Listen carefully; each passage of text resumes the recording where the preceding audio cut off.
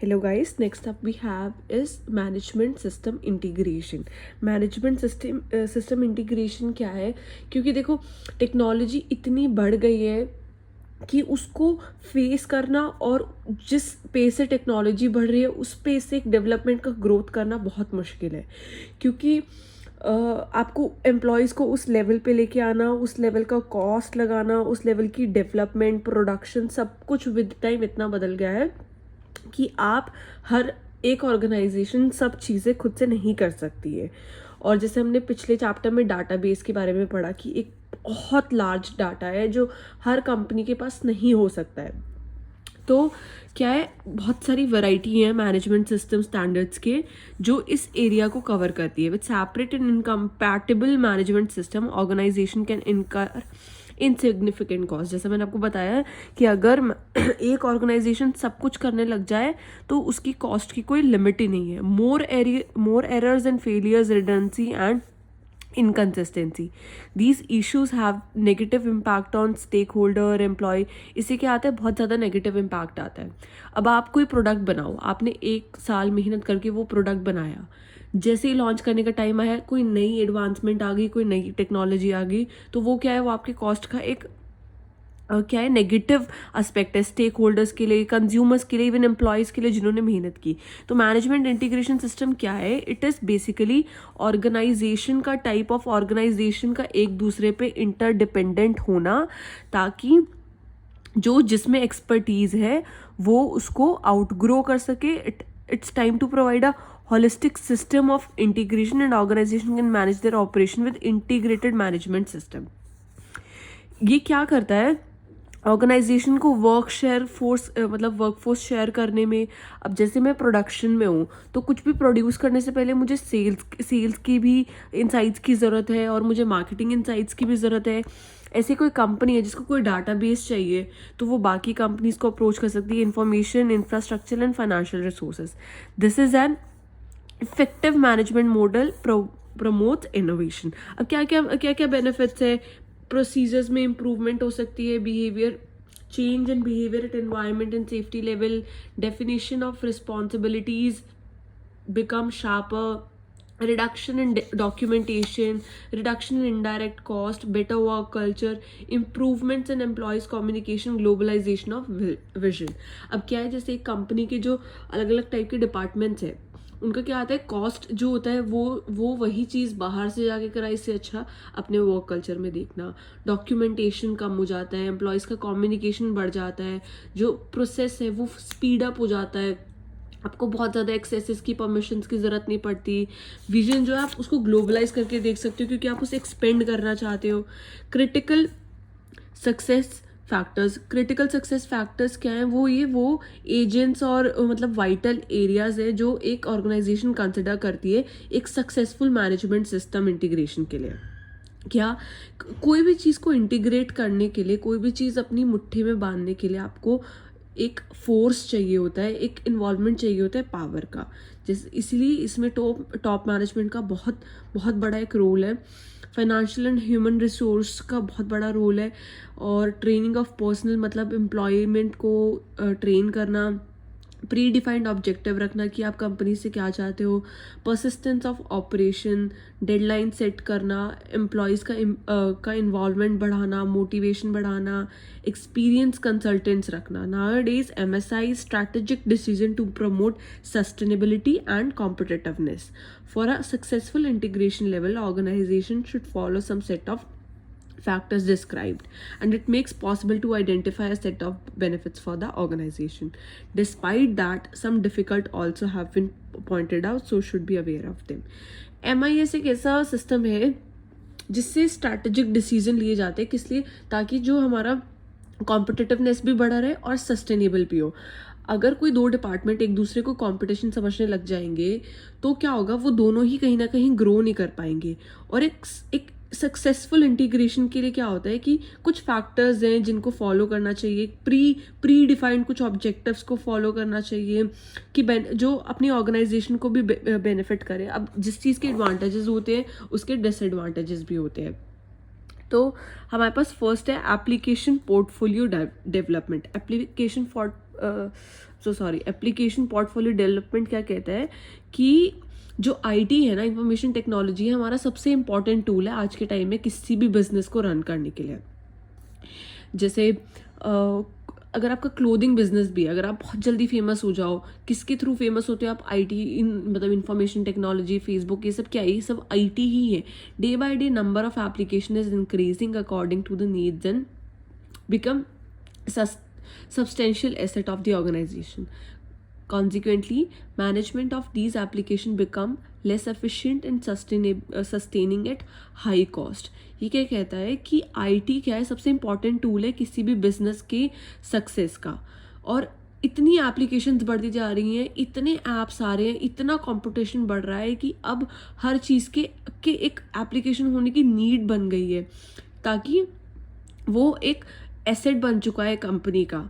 Consequently, management of these applications become less efficient and sustaining at high cost. According to the business strategies and goal, allocation of aligned IT applications should be business centric and supportive and reflect the impact in the portfolio of the business. ये क्या कह रहा है? Business strategies and goals के according allocation of aligned IT applications should be business centering. जो भी हमारे IT applications हैं उनका एक ही पर्पस होना चाहिए, वो बिजनेस सेंट्रिक होना चाहिए और सपोर्टिव होना चाहिए और रिफ्लेक्ट करना चाहिए कि आपके बिजनेस पोर्टफोलियो पे। जैसे अगर आप टिंडर ऐप क्रिएट कर रहे हो, तो टिंडर ऐप का मेन बिजनेस है कि वो उन पोटेंशियल लोगों को लेके आए वहाँ पे। तो उसका बिजनेस क्या है कि वो लोगों को, वो एक डेटिंग वेबसाइट है, तो उसका सेंट्रिक बिजनेस क्या है? डेटिंग। अगर वो कपड़े बेचना शुरू कर देगी तो वो सस्टेन नहीं करेगी। और and reflect the impact in the portfolio of the business. कि अब जैसे शादी.com है या कोई भी चीज़ है, उसका एक प्रीमियम लेवल होता है। यूट्यूब भी प्रीमियम होता है। ऐसे ही सब लोगों का एक पेड लेवल होता है कि वो बिजनेस को भी सपोर्ट करे और उस आइडिया को भी रिफ्लेक्ट करे जिस आइडिया से ऐप बना था। अगर आप सोचो कि आप कपड़े बेचने लग जाओगे शादी.com पर, तो वो नहीं बिकेंगे क्योंकि वो उसका बिजनेस मॉडल नहीं है। और the financial benefit of application portfolio management is required. कि आप ऐप तो बनाते जा रहे हो, कॉस्ट लगाते जा रहे हो, अब उसका फाइनेंशियल बेनिफिट आपको मिल रहा है या नहीं मिल रहा है। एक कॉम्प्लिकेटेड इशू है सॉफ्टवेयर ऑटोमेशन के बिजनेस का, which ensures about the added value and reliability of the application. Application portfolio refers to a collection of software application and software based services for the business organization to attain goals. जैसे हम किसी bank का ही example लेते हैं। एक bank में अलग अलग टाइप के डिपार्टमेंट होते हैं, लोन, पेमेंट, डेट्स, मॉर्टगेजेस। तो इन डिपार्टमेंट्स को कोई भी डाटा ये सबकी एप्लीकेशन मैनुअली नहीं पढ़ते। बहुत सारे टाइप के ऐप्स बने होते हैं, जैसे बैक ऑफिसेज होते हैं जो बैक एंड पे वर्क करते हैं, पेमेंट पोर्टल होता है, इतने तरह के एप्लीकेशंस होते हैं। ये सब एप्लीकेशन क्या है? पोर्टफोलियोज हैं जो एक पर्टिकुलर बिजनेस को गोल्स अटेन करने में हेल्प करते हैं। अब ये जो एप्लीकेशंस है वो हम लोगों के, आप लोगों के तो किसी काम के नहीं है। ये किन के काम के है? ये बिजनेस ओरिएंटेड है। ये उन एम्प्लॉयज़ के लिए बने हैं, उनका काम को एफिशिएंट बनाने के लिए। It's a framework for the software application to illustrate the business benefits of every application integration. Most important benefit of application portfolio developments are eliminate the risk of business and protected. जो हमारे business के risk है, जैसे अगर मुझे 1 लाख अपने customers का data निकालना है, उन्होंने कितना लोन पे किया, कितना नहीं पे किया, किस रेट ऑफ इंटरेस्ट पे पे कर रहे हैं, तो मैं अगर सबकी एप्लीकेशन पे मैनुअली जाने लगूंगी तो मेरा 3 to 5 days ऑफ एम्प्लॉयमेंट तो इसी में चला जाएगा। मेरी लेबर कॉस्ट उसमें बहुत बढ़ जाएगी और मेरा रिस्क भी रहेगा, क्या पता मैं कैलकुलेशन में मिस्टेक कर दूं। तो इन सब रिस्क को एलिमिनेट करने के लिए और डाटा को प्रोटेक्ट करने के लिए हमारे पास क्या है? एप्लीकेशन पोर्टफोलियोज है। Bye integration of different application lower the cost of IT application. जो क्या होता है, बहुत सारे एप्लीकेशन का इंटीग्रेशन होने के बाद, एक पोर्टफोलियो बनने के बाद जो हमारा एंड कॉस्ट होता है ना, वो कम हो जाता है। Helps to think strategically for the betterment of business. ये क्या किस चीज़ में हेल्प करता है? बिजनेस को बढ़ाने में बहुत हेल्प करता है। क्यों? क्योंकि आपकी लेबर कॉस्ट कम हो रही है, आपका काम एक्यूरेट है, क्वालिटी आपकी अच्छी है, एप्ट काम है। Plan for tomorrow and support future business strategies. इससे क्या होता है, हम कल के लिए भी सोच सकते हैं, क्योंकि कल आने वाले फ्यूचर में एडवांसमेंट ही होनी है। अब एप्लीकेशन पोर्टफोलियो डेवलपमेंट स्टेप्स, क्या क्या स्टेप्स है एप्लीकेशन पोर्टफोलियो डेवलपमेंट में? It is a discipline for the government of software application through their entire life cycle in support of maximizing business value delivered. क्या क्या steps है? Identification of best application, हमारे type of business में best application क्या रहेगी। Let's say हम लोगों का ऐसा बिजनेस है जिसमें हम शूज़ को होलसेल लेवल पे बेचते हैं। तो अगर हम होलसेल लेवल पे बेचते हैं तो हम नायका पे तो जाएंगे नहीं। क्यों? क्योंकि हमें पता है क्या है, नायका एक मेकअप प्रोडक्ट की कंपनी है। लेट्स से वो सिर्फ मेकअप प्रोडक्ट सेल करती है। तो वहाँ पे अगर आप शूज़ बेचने भी लग जाओ तो उसके जो आपके पोटेंशियल कस्टमर है वो तो लेकिन मेकअप वाले हैं ना, वो तो आपके शूज़ खरीदने वाले हैं ही नहीं। लेकिन यही आप इंडिया मार्ट पे बेचने जाओ तो इंडिया मार्ट पे क्या है, सब कुछ होलसेल में बिक रहा है। या अमेजोन पे बेचने जाओ, वो आपके लिए एक बेस्ट एप्लीकेशन है। Create content part for the application and estimating their operation cost. क्या पोर्टफोलियो एप्लीकेशन पोर्टफोलियो डेवलपमेंट का सबसे स्टेप तो यही है कि हमारा बेस्ट बिजनेस क्या रहेगा। अब उसका एप्लीकेशन का और उसके ऑपरेशन का क्या कॉस्ट है। जब आप कोई भी कंपनी कोई भी इस टाइप का एक कस्टमाइज्ड एप्लीकेशन बनाती है ना अपने ऑपरेशंस करने के लिए, तो उन उन सॉफ्टवेयर्स को यूज़ करने के लिए बहुत बड़ी कॉस्ट देनी पड़ती है। और कभी कभी आपको पेटेंट राइट्स भी देने की कॉस्ट भी देनी पड़ती है, रॉयल्टी भी देनी पड़ती है, कॉपीराइट्स भी देने पड़ते हैं। क्योंकि आप एक सर्टेन फर्म ने, एक सर्टेन कंपनी ने एक सर्टेन ऐप किसी सर्टेन बिजनेस के लिए डेवलप किया है, तो उसको यूज़ करने के लिए आपको कुछ पेमेंट देनी पड़ेगी। Allocation of application first, then categorize according to the business strategies. सबसे पहले हम क्या करेंगे कि एप्लीकेशंस को एलोकेट करेंगे, क्या क्या काम है, फिर उनको कैटेगराइज करेंगे कि ये हमारी कौन कौन सी बिजनेस स्ट्रैटेजीज में हेल्प करेगी। Selecting application with their features and operation for decision making for implementation. फिर हम अपने एप्लीकेशन सिलेक्ट करेंगे उनके फीचर्स के अकॉर्डिंग, उनके ऑपरेशंस के अकॉर्डिंग एक डिसीजन बनाने के लिए कि इसे कब कहाँ इम्प्लीमेंट करें। Lastly, integration of application with credible sources, then evaluation of portfolio to maximum. अब लेट्स से आरबीआई है, आरबीआई एक बहुत बड़ा बैंक है, अभी आपने पेटीएम वाला भी सुना होगा। तो आरबीआई क्या है? आरबीआई एक बॉडी है जो बाकी के सब बैंक्स को गवर्न करती है। उसके अंडर एक एसबीआई बैंक भी आता है।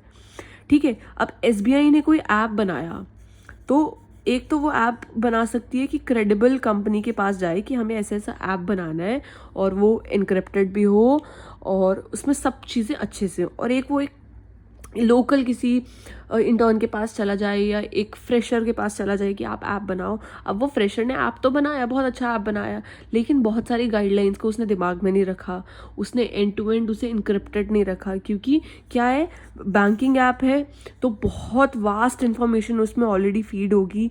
तो क्या होता है, वो क्रेडिबल सोर्स नहीं रहता है, वो क्या पता लीक कर दे। तो क्रेडिबल सोर्सेज का होना, नॉन डिस्क्लोजर एग्रीमेंट्स का होना बहुत ज़रूरी है।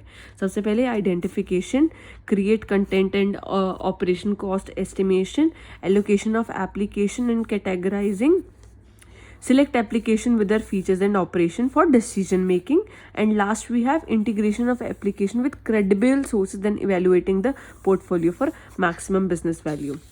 अब क्या क्या इसके फीचर्स हैं? गवर्नेंस फोकस होता है, डेवलपमेंट ऑफ एप्लीकेशन पोर्टफोलियो होता है, कैटेगरीज ऑफ एप्लीकेशंस हो जाती हैं ये, और बिजनेस वैल्यू होता है। अब आता है हमारे पास इंटरनेट। इंटरनेट क्या है? इंटरनेट अब सबको पता है, और जियो के आने के बाद तो ये इतना एक्सेसिबल हो गया सबके लिए, इतना डेवलपमेंट हो गया है।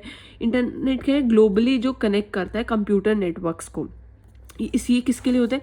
ये हम पढ़ेंगे। देखो, ग्लोबली कनेक्ट करता है, किसको कनेक्ट करता है? कंप्यूटर नेटवर्क्स को कनेक्ट करता है। किसके लिए कनेक्ट करता है? कम्युनिकेशन के लिए और इन्फॉर्मेशन शेयर करने के लिए कनेक्ट करता है। It consist of millions of public private, just a minute guys,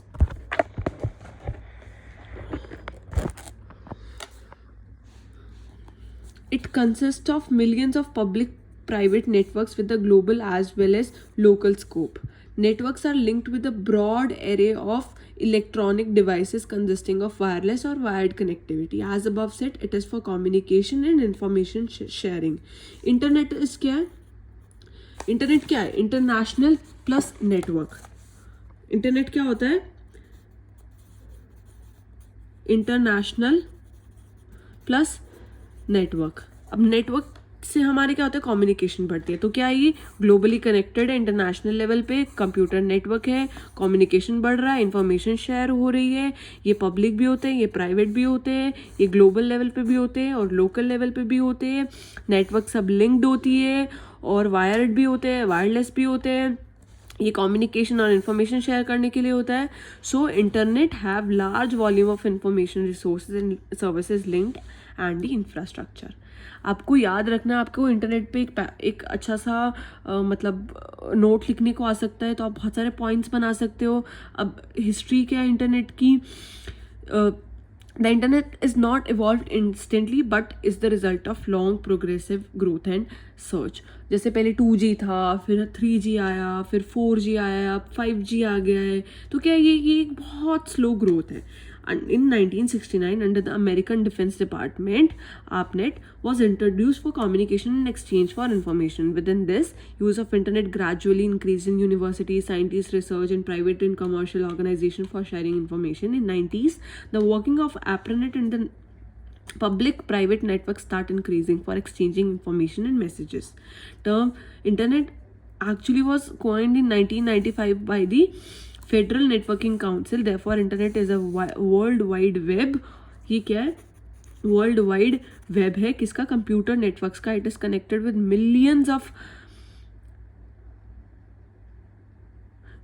millions of computing services, carry and transfer large amount of information from one devices to another. और बहुत सारे इस पे GPS है, सेल्स है, अलार्म्स है, ये सब कुछ आज इंटरनेट से कनेक्टेड है.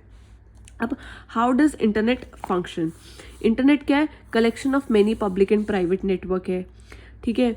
To avoid any disturbance and disturbance, networks are governed by certain rules. कोई भी डिस्टर्बेंस जो होती है और डिस्क्रिपेंसी को हटाने के लिए नेटवर्क्स गवर्नड होते हैं सर्टेन रूल्स के साथ. They are following some common standards but the functioning of internet is not controlled by any one of them. It is governed and managed by a group of voluntary organizations under the Internet Society. For smooth working of network, they decide some sets are rules are called as protocols. हमको हमें कोई भी business होता है ना, कोई भी organisation होती है, वो कुछ प्रोटोकॉल्स फॉलो करती है. और इंटरनेट एक इतना बड़ा प्लेटफॉर्म है, इतना बड़ा कम्युनिकेशन है कि आप सीक्रेटली क्या कर रहे हो वो भी एक सर्टेन पर्सन को पता है, बैक एंड को पता है. तो उस टाइप की डिस्टर्बेंसेस को मतलब अवॉइड करने के लिए कुछ वॉलंटरी ऑर्गेनाइजेशन ने एक सोसाइटी बनाई है, इंटरनेट सोसाइटी. किसके लिए? ताकि स्मूथ वर्क हो नेटवर्क का. और कुछ रूल्स बनाए जिसे क्या बोलते हैं? Protocols. For communication other than society, some networks have their own rules which they follow internally only within the network on a global. आप कुछ यूट्यूब पे भी अपलोड करते हो, अगर आप उनकी कुछ गाइडलाइंस को फॉलो नहीं कर रहे हो, वो क्या करेगा? वो आपको ब्लॉक कर देगा. ऐसे ही इंस्टाग्राम पे होता है, एज रिस्ट्रिक्टेड होता है, रिपोर्टिंग होता है. अब इंटरनेट के यूजेस तो बताने की ज़रूरत ही नहीं है, हर कोई इतना यूज़ कर रहा है कि उसको पता ही है क्या होता है. Internet is working with the help of web browsers and website and then connected through URL with the domain. There many web browsers available to serve the users across the world. जैसे हमारे पास Google है, Chrome है, हमारा safari है. ये सब क्या है? ये सब क्या है? हमारे वेब ब्राउजर्स है. बिंग है जिस पर हम कुछ भी सर्च कर सकते हैं. और सब इतनी सारी वेब एप्लीकेशन सॉफ्टवेयर है कि हमारे लाइफ का जो जो छोटा छोटा पर्पस है ना, उठने से लेके अब तो पानी पीने का भी लोग अलार्म लगाते हैं. अब लिमिटेशन क्या इंटरनेट की? Virus threat. इससे वायरस हम कभी कभी हम कुछ सर्च कर रहे हैं और ऊपर एक प्रॉम्प्ट आया कि आप ये जीत गए हैं, आप ये जीत गए हैं, इस टैब को लिंक करिए फ्री आईफोन पाने के लिए. इसके लिए आपका फ़ोन हैक हो सकता है, आपके फ़ोन में बहुत बड़े बड़े वायरसेस आ सकते हैं. इससे क्या है? अब लोग पहले फेस टू फेस कम्युनिकेट करना पसंद करते थे, अब हर कोई अपने फ़ोन में ही रहना चाहता है.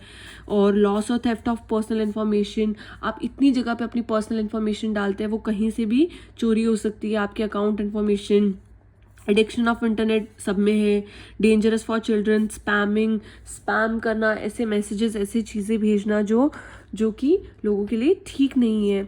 तो नेक्स्ट हम एक्स्ट्रानेट और ये सब नेक्स्ट वीडियो में करेंगे। Stay tuned.